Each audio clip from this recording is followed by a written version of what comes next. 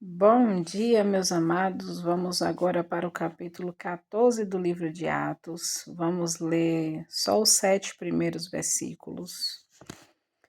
E no finalzinho do 13 a gente viu que os judeus eles não aceitaram, né, aquela pregação. Alguns dos judeus não aceitaram a pregação e incitaram as pessoas para que perseguissem. E eles tiveram que sair dali. E por eles terem rejeitado o evangelho, Paulo e Barnabé sacudiu a poeira e partiu para Icônio.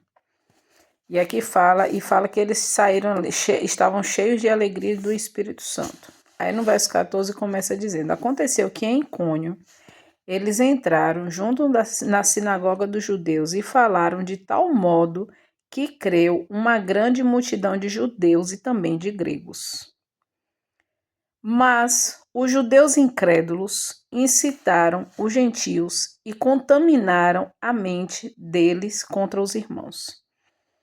Então, assim, a gente vê que sempre vai existir dois grupos de pessoas. Existe aqueles que aceitam, aqueles que creem, existe aqueles que de fato estão buscando a verdade. Quando a verdade chega, eles abraçam essa verdade com alegria. Mas sempre vai existir também o grupo daqueles que não aceitam, que rejeitam. E infelizmente, esses daí, eles fazem de tudo, porque na verdade são instrumentos do inimigo, né? Para poder atrapalhar a pregação do evangelho. Fazer com que a mensagem não chegue a outras pessoas. Tipo assim, eu não creio e ainda não quero que os outros creiam, né? Então sempre vai existir esses dois grupos. Verso 3 diz: portanto, eles permaneceram por longo tempo falando ousadamente no Senhor, o qual dava testemunho à palavra da sua graça, permitindo que por suas mãos se fizessem sinais e maravilhas. Deus estava com aquele povo.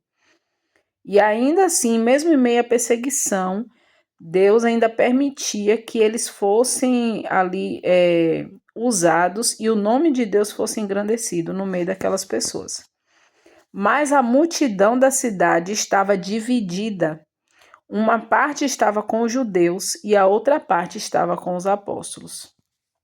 Pensando aqui nessa questão dos judeus e dos apóstolos, comparando aos nossos dias hoje, eu diria que os judeus representariam as pessoas que estão na igreja. Quer dizer, quem eram os judeus naquele tempo?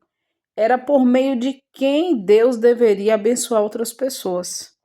Embora que aqui eles já tinham perdido, né, esse chamado como nação, uma nação eleita, agora não era mais uma questão dos judeus, era de todos aqueles que aceitavam a Cristo, que acreditavam em Cristo. Mas, tipo assim, era da onde deveria sair a salvação, né? Era da onde deveria fluir a salvação, era dos judeus. Então é como se nos dias de hoje, no nosso meio cristão, dentro das igrejas, infelizmente existe esses dois.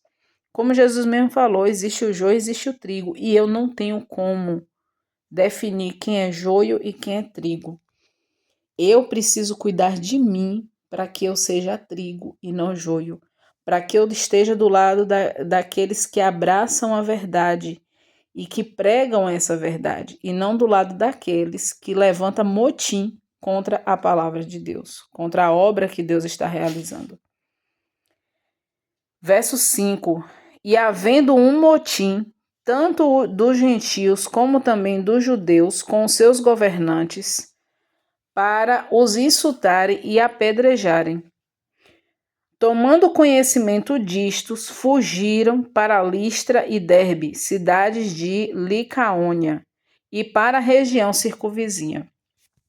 Eles queriam agora apedrejar os apóstolos, e ali eles tiveram que fugir. Mas uma coisa me chamou a atenção no verso 7, porque fala assim, ó, e ali eles pregavam o evangelho. Não importa qual seja a circunstância da sua vida, você precisa sempre estar pregando, vivendo o evangelho. O evangelho ele precisa te acompanhar para onde você for, porque a obra de Deus ela não pode parar, né? Então, no seu trabalho, pregue o evangelho. Na sua vizinhança, pregue o evangelho. E a melhor forma, gente, da gente pregar é a gente vivendo. Então, aqueles apóstolos, por onde eles passavam, eles eram conhecidos pelo seu estilo de vida, pelo seu comportamento como cristãos. Lembra que lá, esqueci o nome do lugar, mas a Bíblia fala, foi o primeiro lugar onde eles foram chamados de cristãos. Por que eles foram chamados de cristãos? Porque o comportamento deles era semelhante ao de Cristo. Olhavam para ele e lembravam de Cristo. Então, que a perseguição, que as dificuldades, que as coisas que a gente passa e que às vezes a gente não entende por que Deus está permitindo, que nada disso nos impeça de viver e de pregar o Evangelho. Que Deus nos abençoe.